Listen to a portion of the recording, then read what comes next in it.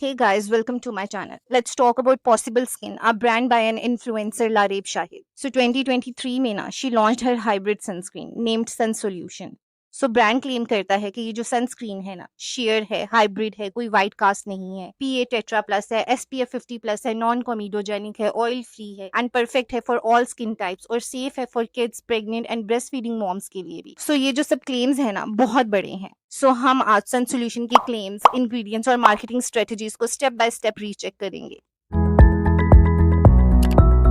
PA tetra plus का मतलब है एक्सट्रीमली हाई UVA प्रोटेक्शन और SPF 50 plus means 98% UVB protection. So जो इंग्रेडिएंट्स बॉटल पे लिखे हैं ना, octyl methoxycinnamate, zinc oxide, titanium dioxide और ऑक्टोक्राइलिन, ये सब कन्वेंशनल UV फिल्टर्स हैं. इनसे थोड़ा बहुत UVB और UVA प्रोटेक्शन मिलता है, लेकिन सिर्फ इन फिल्टर से PA टेट्रा प्लस या SPF 50 जैसे हाई लेवल प्रोटेक्शन का दावा करना साइंटिफिकली शेकी है. ये फिल्टर्स ना फोटो स्टेबल भी नहीं, स्पेशली ऑक्लिनोजेट जो सनलाइट में ब्रेक डाउन हो जाते हैं. और अगर brand truly PA tetra plus claim कर रहा है तो मॉडर्न फिल्टर्स जैसे टीनोजॉर्ब SM, जुविनल A प्लस या T150 होना जरूरी है. ये फिल्टर्स ब्रॉड स्पेक्ट्रम और फोटो स्टेबल होते हैं. तो बॉटम लाइन ये है, जब तक ब्रांड ISO सर्टिफाइड SPF या PA टेस्ट रिजल्ट शो नहीं करता, ये सिर्फ मार्केटिंग गिमिक है.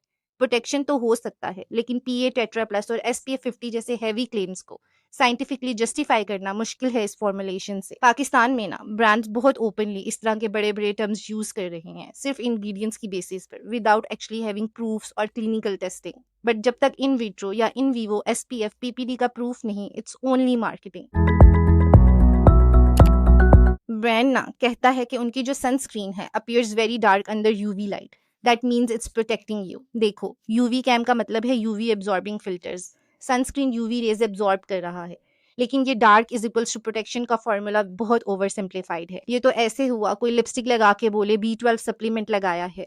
देखो लिप्स तो रेड है ना. UV कैमरा ना एक कंज्यूमर टूल है, SPF टेस्ट लैब रिपोर्ट नहीं. So let's not confuse gimmick with guarantee. UV cam जो है ना सिर्फ ये दिखाता है कि सनस्क्रीन लगाया है, ना कि वो SPF 50 प्लस है या PA टेट्रा प्लस डिलीवर कर रहा है. रॉड लेंथ और इंटेंसिटी चेंज करके UV कैम टेस्ट करना क्यूट होगा, पर जब तक ISO certified SPF test reports, PPD rating या इन विट्रो या इन वीवो डाटा नहीं दिखाते, this is just influencer level proof, not science. See I understand Pakistan में ना डिटेल टेस्टिंग हर प्रोडक्ट पे नहीं होती, लेकिन इसका मतलब ये नहीं कि एग्जिस्ट ही नहीं करती. हाई क्वालिटी कंट्रोल लैब्स और सर्टिफाइड टेस्टिंग फैसिलिटीज अवेलेबल हैं पाकिस्तान में, लेकिन ब्रांड्स को बस पैकेजिंग चाहिए, शाइनी लेबल्स चाहिए, UV कैमरा का ड्रामा चाहिए. क्वालिटी और टेस्टिंग की कोई परवाह नहीं. हर कोई दूसरा इन्फ्लुएंसर बिना कुछ जाने प्रोडक्ट्स लॉन्च कर रहा है और प्रमोट भी कर रहा है. जब तक आप ब्रांड से रिक्वायर नहीं करते, वो आपको हजमोला बेचकर चला जाएगा. You are giving money, at least get some results in return. और ये ना थर्ड इन्फ्लुएंसर है जिसके हाथ में मैंने UV कैमरा देखा है. UV कैमरा ना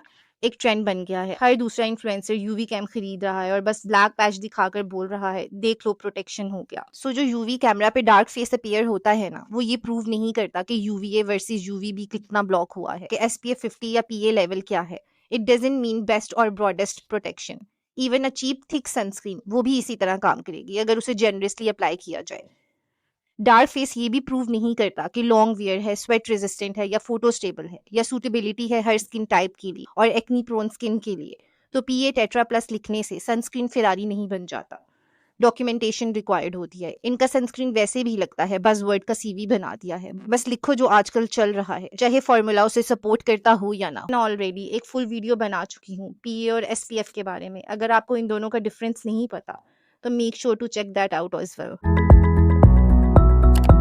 वरना सबसे शॉकिंग क्लेम, ब्रांड कह रहा है pregnant women and breastfeeding moms can also use this sunscreen. बस इतना कैजुअली बोल दी जैसे मल्टीविटामिन का एड चल रहा हो. किसी गायनेकोलॉजिस्ट या पेडिट्रिशियन से कंसल्ट किया आपने? क्या आपकी सनस्क्रीन का सेफ्टी डाटा प्रेग्नेंट या ब्रेस्ट फीडिंग पॉपुलेशन के लिए अवेलेबल है? Being a pharmacist and throwing way claims randomly is absurd. This is very risky. ये वो ग्रुप है ना जिसके लिए डर्मेटोलॉजिस्ट भी एक्सट्रीमली कॉशियस होते हैं.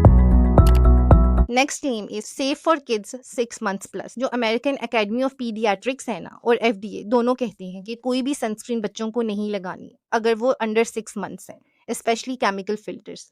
रीजन, उनकी स्किन थिन होती है और हर चीज को जल्दी एब्जॉर्ब कर लेती है, स्पेसिफिकली केमिकल्स को. इंस्टेड उन्हें कहा जाता है कि प्रोटेक्टिव क्लोथिंग करवाएं और शेड में रखें बच्चों को. अमेरिकन एकेडमी ऑफ पीडियाट्रिक्स ये भी कहते हैं सिर्फ मिनरल फिल्टर्स यूज करें यंग चिल्ड्रंस के लिए, सच एज जिंक ऑक्साइड या titanium dioxide. They are also listed as safe and grace.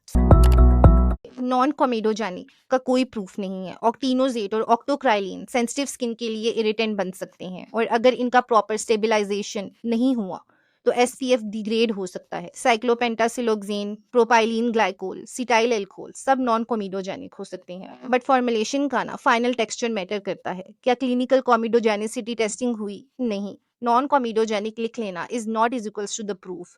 सो ये क्लेम शेकी है। एक कुछ तो कमेंट आया था इस प्रोडक्ट के नीचे, a girl was very worried about her fungal acne, और कुछ तो शी वॉज वरीड कि she heard about polysorbates and read some articles and asked please ask miss Lareb.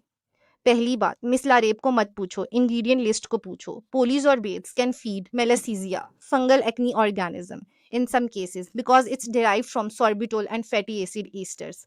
तो अगर आप फंगल एक्नी सफरर हो और आपकी स्किन रिएक्ट करती है टू ईस्टर्स या fatty alcohols, then yes polysorbates might not be safe for you. लेकिन इसका मतलब ये नहीं कि हर प्रोडक्ट में अगर थोड़ी सी पोलीजॉर्बेट देख ली तो हर किसी को फंगल एक्नी फ्लेयर हो गया। It's about formulation as a whole, not one molecule. और ये जो सनस्क्रीन है ना, इसमें और भी इंग्रेडिएंट्स हैं like propylene glycol, cetyl alcohol, जिन पे फंगल प्रोन स्किन रिएक्ट कर सकती है। So if a brand claims non comedogenic या all skin type safe while still using fatty alcohols and polysorbates, बस ये लेबल मार्केटिंग के लिए डाल दिया है। ड्राई स्किन और विंटर स्किन के लिए ना ये सनस्क्रीन परफेक्ट नहीं है। हाँ, ग्लाइसरीन है, हाइलुरोनिक एसिड है जो थोड़ा हाइड्रेशन देते हैं, लेकिन इसमें कोई रिच मॉइस्चराइजर्स जैसे सेरामाइड्स, फैटी एसिड या स्क्वालिन नहीं है जो ड्राई स्किन की बैरियर रिपेयर करते हैं।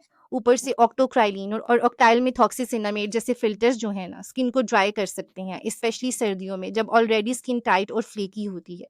सो ड्राई स्किन वालों के लिए ये फॉर्मूला इनफ नहीं है। इस सनस्क्रीन का ना पिलिंग करना मुमकिन है। फॉर्मूला में सिलिकॉन्स सच एज साइक्लोपेंटासिलोक्सेन और मिनरल फिल्टर्स हैं जो अगर अच्छी तरह एब्जॉर्ब ना हो तो प्रोडक्ट रब करने पे टुकड़े टुकड़े बन जाते हैं, स्पेशली जब आप सीरम, मॉइस्चराइजर या सनस्क्रीन लेयर करते हो। पिलिंग का चांस बढ़ जाता है। फार्मासिस्ट होने का ये मतलब नहीं कि हर बात साइंटिफिकली सही हो। जब किसी को अपनी बात का ओवर कॉन्फिडेंस हो लेकिन उसके पास साइंस या एविडेंस ना हो तो वो और ज्यादा डेंजरस हो जाता है।